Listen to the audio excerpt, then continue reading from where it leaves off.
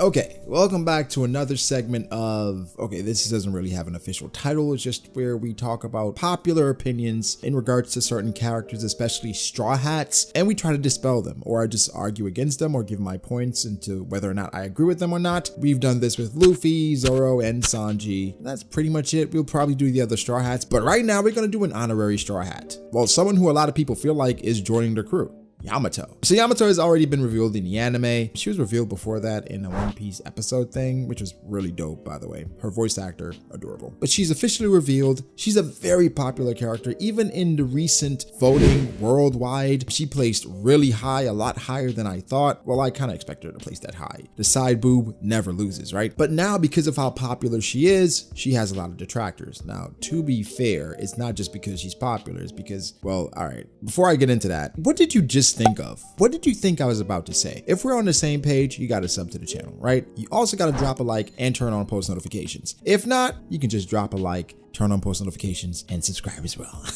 Yamato isn't only being argued against because she's popular, but also because she identifies as Odin. But because of that, it leads to so many different conversations outside of the story. And then, believe it or not, it somewhat becomes political in the West. In Japan, they don't give a damn about that. But over here, in the West, it's turned into a political stance about sexuality and identification and trans rights, which I'm all about. Morley is trans, Kiku is trans, and we will never disrespect either of them, right? Because I love Kiku and Morley is whatever. Wow! But I love Kiku. And that led to a lot of conversations where people are picking sides, and it really has nothing to do with the actual character. But then that's also the issue, because people feel like Yamato doesn't have any character, like she's just a shell of Odin. And of course, points are made, but I think the recent chapters have showed us that Yamato is about a lot more than that, and what she is now is basically a result of Kaido driving her to this. We don't know everything about the backstory, but what we can decipher based on what we know so far is that Kaido and her upbringing and somewhat struggling with identity, the greatest person that she had to look forward to was Odin. Someone did point out to me on Twitter that when Odin was walking through the capital back in the day in his introduction, they were saying hide your wives and hide your daughters, right? They were saying that about Odin. They were scared of Odin taking wives and taking daughters. That's how charismatic this man was. Now we have Yamato. Kaido did not hide his daughter. She was there present when Odin was being executed, holding up his scabbards while standing in a pot of boiling hot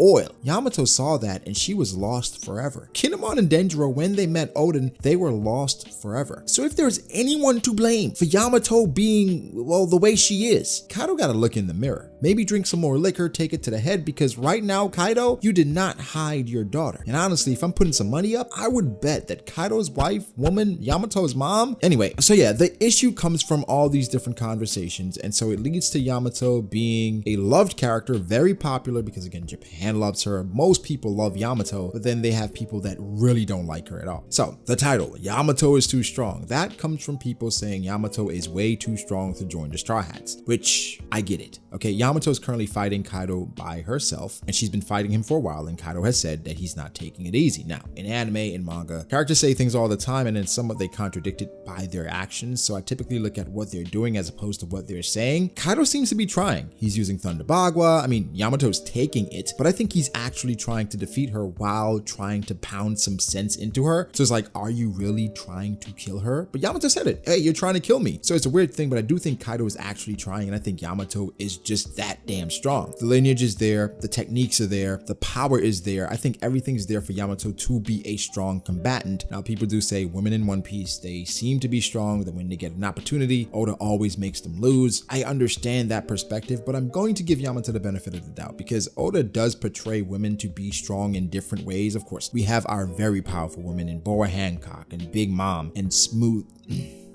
That is difficult to say. Smoothie is strong. She is very strong. She's a commander of Big Mom, but okay, we're gonna move on. But there are some very strong women in One Piece. However, Oda goes beyond that to show strength in different ways. Bellemere was not stronger than Arlong. Arlong made easy work of Bellemere, but Bellemere was strong in different ways. She was strong enough to sacrifice herself because she did not want to denounce the fact that she had 2 daughters. That is next level strength that, you know, as a man, sometimes you can't understand. For Otohime, we saw how she was willing to die for her country, her people, seeing the sunlight, and how far she was willing to go and how much she's impacted and changed the hearts of people there. Next level strength. For Rouge, being able to hold Ace much longer than the human body actually should because she wanted to save her son. Next level strength. So while I understand, in a barbaric combative sense, men are stronger than women, and that is true in the real world as well. And Oda did touch upon it a bit with Zoro and Kuina, trying to dispel that notion. However, I think strength can be manifested in so many different ways, and One Piece does an amazing job of showing strength in so many different ways. I think strength in One Piece is not just a linear thing. It is so nuanced, it's so many different ways. So for instance, somebody that is really powerful in One Piece, really powerful, but in regards to strength does not have that much, we think is big news. So you could say he's strong in different areas. However, when it comes down to just straight up combat, he can't stand up to the Yonko, but his influence, that holds a lot of power. So we're going off the path a bit, but I just wanted to address that because I think that's been a narrative that's been pushed forth. And when you look at the women in One Piece and how they've contributed to just some of these characters that we know today, for instance, Sanji's mom, the sacrifice that she made so that Sanji could be normal and live a regular life and not be like his emotionless brothers. That's strong, right? And it's not recognized enough. So anyway, Yamato is Kaido's daughter and she's fighting him to a standstill right now. Been fighting him for a while. Now Yamato said herself she cannot beat him, but she's going to do just enough to hold off Kaido until Luffy gets there. So now people are saying, well, based on what Yamato is doing, she should be just as strong as Luffy or somewhat close to Luffy, stronger than Zoro, stronger than Sanji, stronger than Jinbei. So if she joins the crew, she'd be stronger than Luffy's right hand. How would that make sense? Well, at this point, Yamato is fighting for something greater than herself. And I think in One Piece, it's explained, even for Roger, it's said that when Roger was fighting for his crew, he became a demon to protect the people that he loves. For Yamato, she's fighting not only for Wano, but for Luffy, trying to hold Kaido off long enough so Luffy can get back up there so that they can save Wano. She is basically trying to embody what Oden would do. So I think Yamato is actually fighting past her capabilities.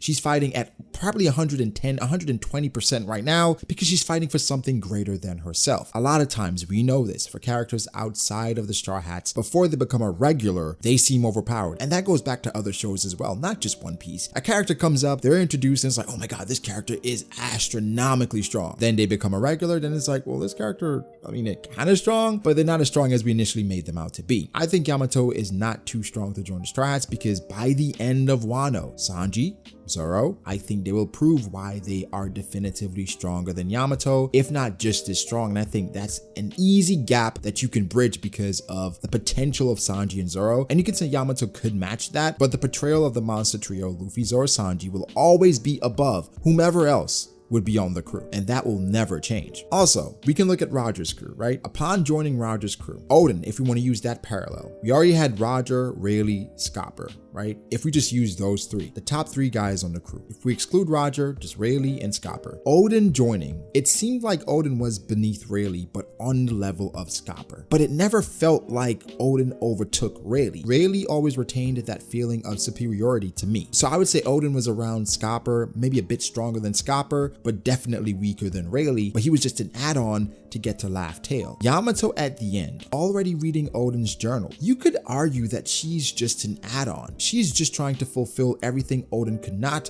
because he had to come back to Wano because he died, and also because Roger couldn't go any further. Roger was about to die, and also Roger was too soon. For various reasons we won't get into right now, but we understand why that happened. Yamato is trying to fulfill that destiny, so she's just an add-on. She's a part of the crew, but not really. But at the end of the day, she will never be stronger than Zoro. Her being as strong as Sanji or stronger, I understand it, but I don't even think that would be the case as well. I think by the end of Wano, or even going into the next arc, we assume it to be Elbaf, Yamato will be shown to be behind those individuals, or even on par with Sanji, but I don't think she'd be stronger than Zoro. I understand why people are saying right now, she seems to be stronger. She's fighting Kaido to a standstill. Zoro can even knock Kaido off of his feet, but we understand how this works. The most important characters on the crew will always be Luffy, Sanji, Zoro, or Luffy, Zoro, Sanji, in that order.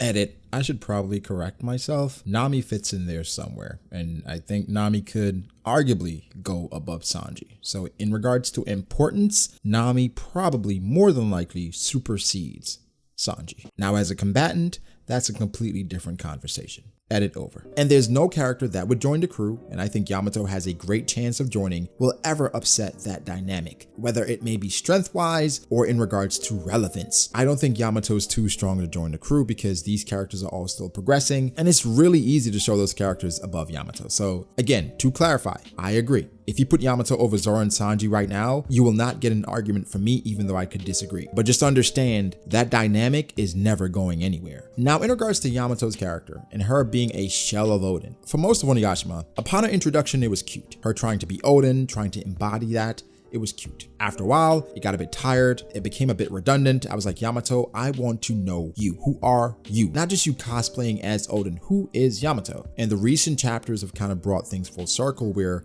her father basically left her for dead, but this was after her being enamored by Odin. However, 2 decades have passed and she's still doing the same things. What growth has happened? What have you learned? Because your father is still saying you're too naive, but he is also to blame. It's actually become an interesting dynamic because now I want to know more about that relationship. Before the Odin debacle, before Yamato wanted to be Odin, how was that relationship? Was Kaido always pushing her to be the next shogun or be just like him? Because from Kaido, you don't sense any compassion really. It's just my agenda. You need to follow that because you're my kid. Early on, I would agree with Yamato's character being a bit stale because it didn't change. The conversations between her and Kaido revolved around the same thing, her being Odin, Kaido not liking it, but it's evolved a bit. And I think it's gotten me more interested in what happened in the past. That's where I stand with that. But guys, give me your thoughts. Do you think Yamato's too strong to join the crew? Do you think she's just a shell of a character because she's always just cosplayed or wanted to be Odin? Or do you think she's progressing? Are you interested in the end of her story or actually the beginning of it and how we got to where we are now? Because I think most people would agree with me. It's become interesting. Now I'm more so intrigued, right? And especially because it's tied into Kaido, who could be one of the best villains in One Piece. I think he already is, but he could be the top villain or top antagonist in One Piece. But guys, give me your thoughts. How do you feel about it? Make sure to like the video if you did. Subscribe to the channel for more content like this. Follow me on Twitter at BravoD.Ace. Follow me on Instagram at BravoD.Ace. Thank you to my patrons. I appreciate you guys so much. Guys, again, like and subscribe, and I'll catch you in the next one. Peace.